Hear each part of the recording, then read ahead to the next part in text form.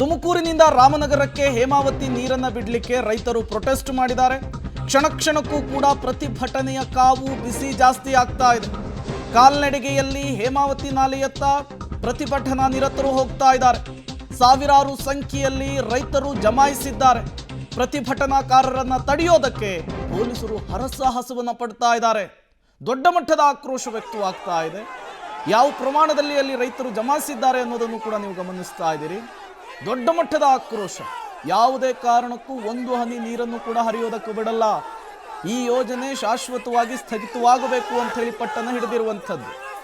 2 ವರ್ಷದ ಹೋರಾಟ ಮತ್ತಷ್ಟು ಚುರುಕುಗೊಂಡಿದೆ. ಯಾವುದೇ ಕಾರಣಕ್ಕೂ ಸರ್ಕಾರ ಈ ಯೋಜನೆಯನ್ನ ಮತ್ತೆ ಮುಂದುವರಿಸುವಂತಹ ಕೆಲಸ ಮಾಡಬಾರ್ದು ಅಂತ ಹೇಳಿ ಪಟ್ಟನ್ನು ಹಿಡಿದಿದ್ದಾರೆ. ಇದರಿಂದ ಗುಬ್ಬಿ, ತುರುವೇಕೆರೆ, ತುಮಕೂರು ಗ್ರಾಮಾಂತರ, ಚಿಕ್ಕನಾಯಕನಹಳ್ಳಿಗೆ ದೊಡ್ಡ ಹೊಡೆತ ಬೀಳುತ್ತೆ. ಆ ಪ್ರತಿಭಟನೆಗೆ ಸಾವಿರಾರು ಜನ ರೈತರು ಭಾಗವಹಿಸಿದ್ದಾರೆ. ಈ ಪ್ರತಿಭಟನೆ ನಿಲ್ಲಿಸೋವರೆಗೂ ನಾವು ಹೋರಾಟ ಮಾಡ್ತೀವಿ ಅಂತ ಈ ಭಾಗದ ರೈತರು ನಿರ್ಧಾರ ಮಾಡಿದ್ದಾರೆ. ಇವತ್ತು ಸರ್ಕಾರ 144 ಸೆಕ್ಷನ್ ಜಾರಿ ಮಾಡಿದೆ. ನಾವು ಸರ್ಕಾರ ನಿಯಮಗಳನ್ನು ಮಾಡುತ್ತೆ. ಯಾವಾಗ ರೈತ ವಿರೋಧಿ ನಿಯಮಗಳನ್ನು ಮಾಡ್ತಾರೆ ಅದನ್ನು ರೈತರು ಮುರಿತಾರೆ. ರೈತರಿಗೆ ಅನ್ಯಾಯ ಆದಾಗ ಸರ್ಕಾರಗಳಿರೋದು ರೈತರ ಪರ ನಿಲ್ಲೋದಕ್ಕೆ, ರೈತರ ಧ್ವನಿಯನ್ನು ಕೇಳಿ ನಿರ್ಣಯ ಮಾಡಬೇಕು. ಆದರೆ ಏಕಾಏಕಿ ಇವತ್ತು 10 ತಾಲೂಕುಗಳಿಗೆ ನೀರನ್ನು ಕಡಿತ ಮಾಡಿ ಒಂದೇ ಒಂದು ರಾಮನಗರ ಜಿಲ್ಲೆಗೆ ತಗೊಂಡು ಹೋಗೋದಕ್ಕೆ ನಮ್ಮದು ತೀವ್ರ ವಿರೋಧ ಇದೆ. ನಾನು ಇವತ್ತು ಕೂಡ ಸರ್ಕಾರಕ್ಕೆ ಮನವಿ ಮಾಡ್ತಾ ಇದ್ದೇನೆ. SP ಅವ್ರಿಗೂ ಮನವಿ ಮಾಡ್ತಾ ಇದ್ದೇವೆ, DC ಅವ್ರಿಗೂ ಮನವಿ ಮಾಡ್ತಿದ್ದೇವೆ.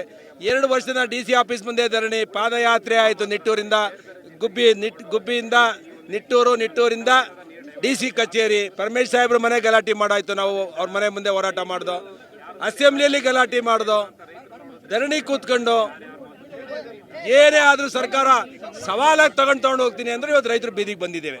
ಅದರಿಂದ ಇದು ರೈತರಿಗೆ ಒಂದು ಮರಣ ಶಾಸನ. ಇದು ಕೂಡಲೇ ಈ ಯೋಜನೆಯನ್ನ ರದ್ದು ಮಾಡಬೇಕು ಅಂತ ಹೇಳಿ ನಾನು ಸರ್ಕಾರಕ್ಕೆ ಆಗ್ರಹ ಮಾಡ್ತೇನೆ. ಆ ಪ್ರತಿಭಟನೆಗೆ ಇದು ಬಿಜೆಪಿ ಶಾಸಕ ಸುರೇಶ್ ಗೌಡ ಅವರ ಮಾತು. ಆಡಳಿತ ಪಕ್ಷದ ನಾಯಕರುಗಳು ಹೇಳ್ತಾ ಇರುವಂತಹದ್ದು ಇದು ರಾಜಕೀಯ ಪ್ರೇರಿತವಾದಂತಹ ಪ್ರೊಟೆಸ್ಟ್ ಅಂತ ಹೇಳಿ. ವಿರೋಧ ಪಕ್ಷದ ನಾಯಕರುಗಳು ನಡೆಸ್ತಾ ಇರುವಂತಹ ಈ ಹೋರಾಟ ಹೇಳ್ತಾ ಇರುವಂತಹದ್ದು ಕಾಂಗ್ರೆಸ್ ಸರ್ಕಾರ ದಬ್ಬಾಳಿಕೆಯನ್ನು ಮಾಡ್ತಾ ಇದೆ, ತುಮಕೂರಿಗೆ ಅನ್ಯಾಯವನ್ನು ಮಾಡ್ತಾ ಇದೆ ಅನ್ನುವಂತಹ ಮಾತುಗಳನ್ನು ಆಡ್ತಾ ಇದ್ದಾರೆ.